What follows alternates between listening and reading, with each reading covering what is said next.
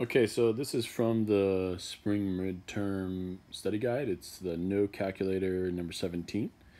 Find the exact volume of the solid that results when the region enclosed by the curves is revolved around the given axis. So it looks like we're revolving around this line, y equals negative 26. And here's all the parameters that they give us. You might be able to hear my son crying in the background as I'm trying to put him to sleep. So what I would do first is get an idea of what this all looks like. So let's sketch all this. The parabola just looks like a parabola, but it's down 25 units. That's all that's really going on here. So I'm going to make each of these 5, right?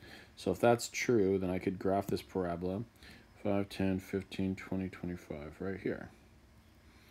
And this isn't going to be a perfect sketch, but, well, actually, let's just go ahead and make these ones still 1, 2, 3, 4, and so on.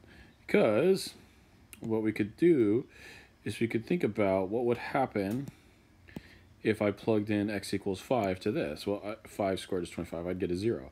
So I know it's not really to scale since I have, different x dimensions and y dimensions, but it's just to make it all a little bit easier. So this would be here, and this would also go back 5, so it would also be here. And yeah, so we got an idea. I'm just going to kind of give a rough sketch, right? It's going to look something like this.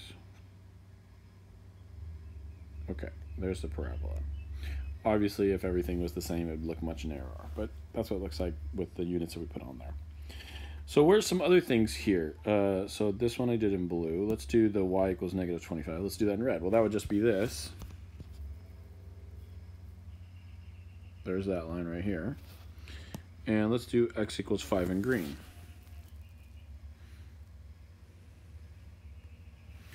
Okay, well, now it should be pretty obvious what region is bounded by all those curves, right? There is the region bounded by all those curves.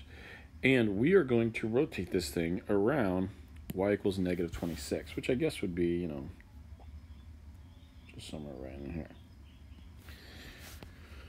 Well, here's the deal with all of this. We could definitely set the problem up just like this.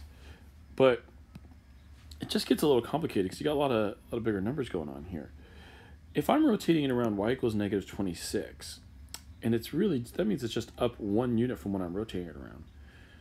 Why couldn't I just theoretically shift all of these things up and rotate it around the x-axis?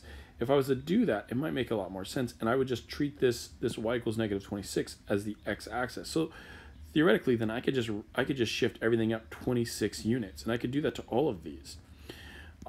These two would change, but this would stay the same. But basically, I'm just adding 26 to the y values of all of these.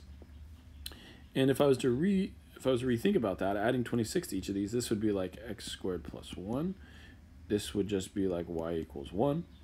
And this would still be x equals 5. And then my rotation would be, my axis would be at y equals 0, which is the x-axis. The only reason why I would think about doing that is just because it's going to make the whole process seem a little bit simpler. Let me show you what I mean now.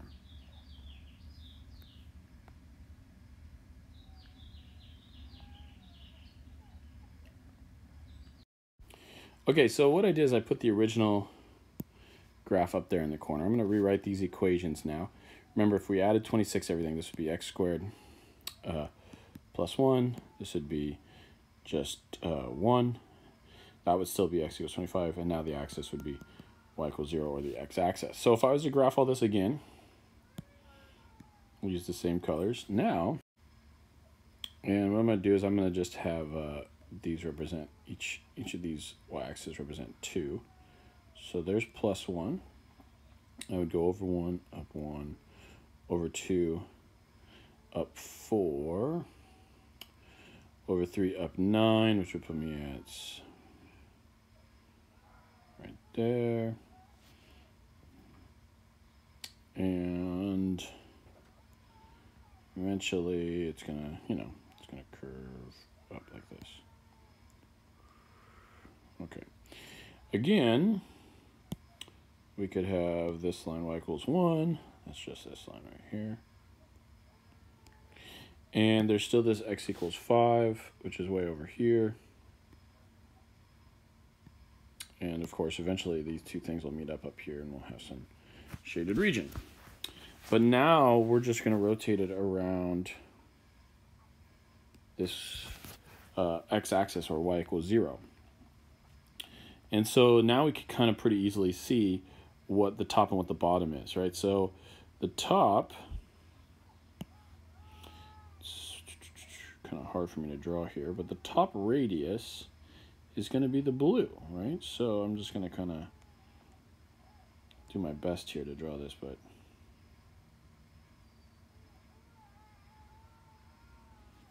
so that's the big R, where this little distance here, that's a little r.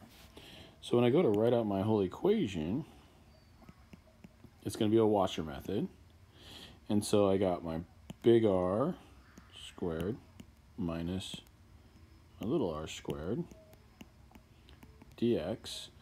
My limits, well, it looks like I start at 0. This region starts at 0. And it's going to go till when x equals 5, right? We know that line right here. X equals 5. Now, you could have used this same graph up here. We could have used this one. Ooh, sorry.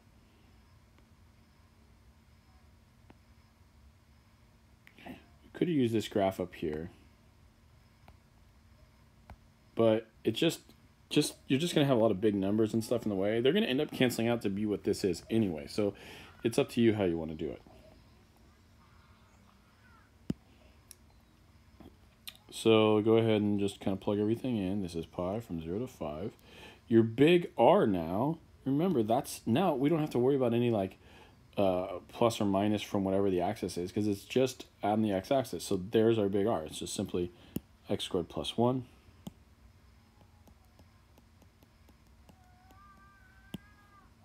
And then the little r is just 1.